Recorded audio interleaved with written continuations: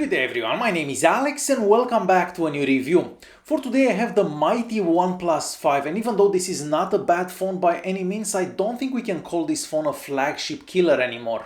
Now, for its price we still get a lot of value, because for about $500 you get 8 gigs of RAM and 128 gigs of internal storage, and if you'd be to compare this to the Samsung Galaxy S8, well, that one is much more expensive and we don't get the same specs. Now, $500 is not exactly cheap, and I was actually expecting more innovation from this phone for that price. So starting with the screen, we have a 5.5-inch screen with a 1080p resolution. I know that a lot of you don't like the fact that this phone has a 1080p resolution, but in reality it's more than enough. What I don't like about the screen is the fact that we still get rather large bezels all around it, and I've seen Samsung Galaxy S8 clones that look kind of better than this phone, so for $500 we should have had less bezels all around the screen. I believe you've all seen articles regarding that jelly effect whenever you're scrolling up on the OnePlus 5, but in reality that's barely noticeable and it shouldn't influence your buying decision of this phone, so definitely not a big deal as they make it to be. But there are a couple of things that I don't like about it. The first one and the most important one, and that's basically the main reason why I cannot use this phone as my daily driver, it's the touchscreen latency. So whenever you're typing on the screen, it seems that you're typing faster than the screen can register. And I've seen this for the OnePlus 1 and the OnePlus 3T. And mostly if you're coming from another high-end device like a Samsung Galaxy S8 or LG G6, you're definitely gonna notice that. So the screen is basically slower than whatever you're doing on it. And the second thing I don't exactly like about the screen is the screen's brightness. So whenever you go outside in bright daylight, it is a bit difficult to actually see the screen. So for a flagship, it should get a bit brighter, but realistically it's still okay, but it could be better. And since we are still on the front of the device, all the way at the top you're gonna find an LED notification light and a 16-megapixel front-facing camera. Unfortunately, we don't have optical image stabilization, we only have electronic image stabilization. Now, the picture quality from the front-facing camera, it's among the best that I've seen from any smartphone, so whatever selfie you're gonna take, it's gonna look good. And all the way at the bottom you're gonna find the fingerprint scanner, and that's also the home button. Now the fingerprint scanner is among the fastest that I've seen for any smartphone, so all you have to do is touch the fingerprint scanner and the screen will unlock, so it's very fast. And we are moving to the back of the phone, so even though the phone looks a lot like an iPhone 7 Plus whenever you first see it, it's kind of different and it feels very different when you're actually holding the phone. First things first, it's super slippery, so you're gonna have to get a case or a skin or something because the phone is just super slippery as it is. At the bottom and at the top we have some antennas. We also have dual cameras on the back, and that's basically the main selling point for this device. One of the cameras is a 16-megapixel camera and the other one is a 20-megapixel camera. We have a secondary microphone, the flash, and just below that the OnePlus logo.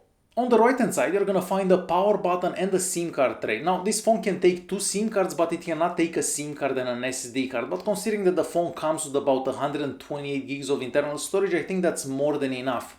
Out of that 128 gigs of storage, we only have about 113 left, but the speeds that I got for the internal storage are better than the ones that I got on the Samsung Galaxy S8. And moving to the left hand side of the phone, there you're gonna find the volume keys and the mute button. Now, me personally, I cannot stand the mute button. After using the phone for almost 3 weeks every day, I still can't remember that I have that mute button, just because that button doesn't exist on any other Android device. So it's just me, of course, and it seems that everybody else loves it. So if you do love it, use it. If you don't, just don't use it like me. And moving all the way to the bottom, there you're gonna find a speaker. Now, we only have one little speaker, but the speaker still sounds better than the speaker that I have on my Samsung Galaxy S8 Plus. But considering that it's just one tiny little speaker, don't imagine that you're gonna have a party with the speaker from the OnePlus 5. Next to that, we have the USB-C port. The phone also supports OTG, and that means that you can plug in any USB stick and the phone can read whatever you have on that USB stick. But to do that, you actually have to go to settings and advanced and actually enable that, because otherwise it's not gonna work. Now about the charging, this phone has the fastest charging that I have ever seen. So all you have to do is like plug the phone in for 20 minutes and you have like 60% of the battery. So definitely the fastest charging that I've seen on any mobile device. And lastly, the 3.5mm audio jack. So I have to say that the sound quality coming from the audio jack, it's better than the one that you'd get on the Samsung Galaxy S8 Plus. So the sound, it's loud, crisp, and with a lot of bass. So a pleasure to listen music with headphones from the OnePlus 5. For specs, we have the highest specs available on any smartphone. So we have the Snapdragon 835, we also have 8 gigs of RAM, 128 gigs of internal storage, and of course the device it's running Android 7. The 8 gigs of RAM is just a marketing gimmick, and I've actually done a video on that, and you can find that video somewhere around here. But you can definitely buy the version with 6 gigs of RAM and you're not gonna notice any difference. With those high specs, of course, you're gonna get crazy scores on the AnTuTu benchmark and the Geekbench 4, but we've all heard that OnePlus is actually cheating for benchmark tests, so we'll leave that aside. Now, the phone is fast no matter how you wanna put it, so this is probably the fastest phone out there. No matter what app you use, no matter what you do with it, no matter how many apps you have running in the background, the phone is fast, so there is no question about that. The phone is among the fastest out there. For software, the OnePlus 5 it's using Android 7, and this is the closest that you're gonna get to the experience that you'd have on a Google Pixel, for example. So the software is very close to stock Android. The phone also supports gestures, so double tap to wake up, for example, and that one works very good. You can just draw a letter on the screen to open any app and a whole bunch of other stuff. Now, if you don't like the physical buttons, you can always bring on the on-screen buttons, and of course you can modify those as well. Another feature that I found very useful and I wish I would see on more smartphones is the ability to have the screen turning on whenever you pick up the phone. So that's a very cool thing to do, because if you want to check out if you have any notifications, all you have to do is pick up the phone and the screen will turn on. So definitely a very useful feature.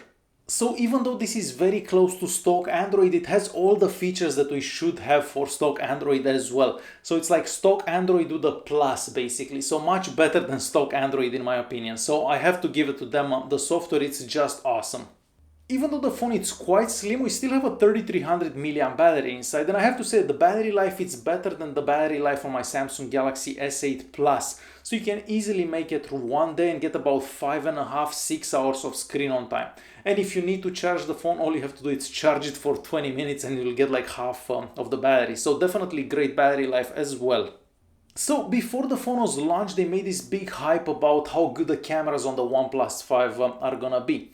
Now, the cameras are good. I'm not saying that this phone cannot take good pictures, because it definitely can take some really good pictures, but they're not as good as they hoped they would be. First things first, we don't have optical image stabilization, so we only have electronic image stabilization, and whenever you're recording a video in 4K, 1080p or whatever, the phone tends to refocus every few seconds. So realistically, the footage that you're gonna get from this phone, it's just not usable. I tried to make one of those cinematic videos with the camera from this phone, but it's just impossible to do because the camera tends to focus every few seconds whenever you're recording, so definitely very annoying. There is also a portrait mode that's gonna use both cameras on the back of the phone to take some good looking pictures with that cool bokeh effect. Now, unfortunately, that doesn't work good all the time, so you can still take good pictures every now and then, but not all the time. So it's very hit and miss. You don't know when you're gonna take that good shot, but as I said, you can take some very good looking pictures every now and then. Now, taking a picture of a close-up object, it's not possible because the phone cannot focus on close-up objects. The second lens doesn't seem to work when you don't have plenty of light, and then you get these pictures out of focus that, well, they don't look good at all and they're basically unusable. So once again, you can take some amazing looking pictures with the OnePlus 5, but the pictures aren't constant, so you're not gonna take the amazing pictures every single time, and that is the unfortunate time. And I still prefer the camera on the Samsung Galaxy S8 Plus versus the two cameras on the OnePlus 5. And it's time to conclude this video. So the OnePlus 5 is definitely the fastest phone that I have used, there is no question, but this is not a flagship killer anymore, just because the phone is expensive and it doesn't offer the same value that we used to get from the OnePlus 1 or the OnePlus 2. So yeah, definitely not a flagship killer, it's just another phone in a very crowded space. The main two reasons why I wouldn't use the OnePlus 5 as my daily driver are the touchscreen latency, because if you've used the Samsung Galaxy S8, well, it's kind of strange to use a phone that's like slower than you type basically. So typing on this phone is just horrible for me because I'm used to the Samsung Galaxy S8. And secondly is the fact that the camera cannot focus on close-up objects. So for me those two things are very important, but again, not everyone has used the Samsung Galaxy S8 or a G6 or an iPhone, and you're not even gonna feel that touchscreen latency. And the second thing, most people don't take close-up pictures of anything, and realistically you can just take a picture further away and then just crop the picture. So everybody's different, of course. Alright guys, hopefully you enjoyed this video. If you did like it, press that like button. Don't forget to subscribe and I'll see you in the next one. Thanks for watching.